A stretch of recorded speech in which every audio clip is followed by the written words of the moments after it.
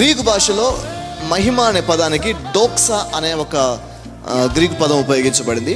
దాని మీనింగ్ ఏంటంటే kingly majesty which belong to him as supreme ruler, majesty in the sense of the absolute perfection of deity.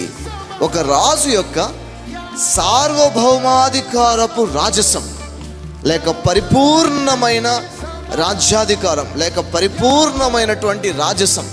ఒక రాజు సర్వాన్ని జయించి సర్వము పైన ఆధిపత్యమును చెలాయించి అన్నిటినీ తన కిందికి లోబరుచుకొని తన సింహాసనం మీద పరిపూర్ణమైనటువంటి వ్యక్తిగా కూర్చొని ఉన్నప్పుడు అతను మహిమతో ఉన్నాడు అని చెప్పేసి అనొచ్చు.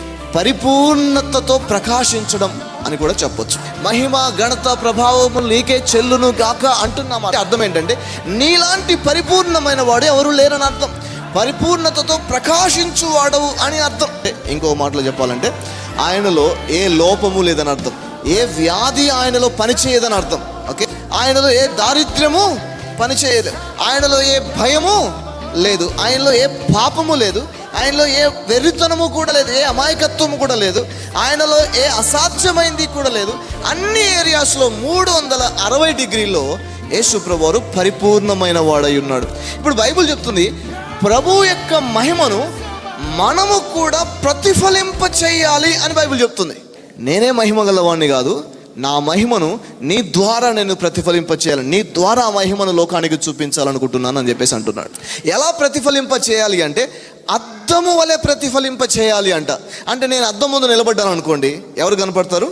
నా ఫుల్ పిక్చర్ ఇంతవరకు నాకు తెలియజేసింది ఎవరంటే అద్దమే. బైబిల్ చెప్తుంది మనము దేవునికి అద్దం అంట. నీలోనికి చూసినప్పుడు నీ ప్రభు మహిమ కనపడాలి. నీ ప్రభు ఎటువంటి వాడో, నీ ప్రభు కార్యాలు ఎటువంటివో, నీ ప్రభు యొక్క ప్రేమ ఎలాంటిదో, నీ ప్రభు యొక్క శక్తి ఎలాంటిదో, ఆయన కార్యాలు నీ ద్వారా ప్రత్యక్షపరచబడాలి, నీ ద్వారా అవి బయటికి రావాలి. ఆ విధంగా ఆయన మహిమ నీ ద్వారా ప్రవహించాలి బయటకని కోరుతున్నాడు ఆయన.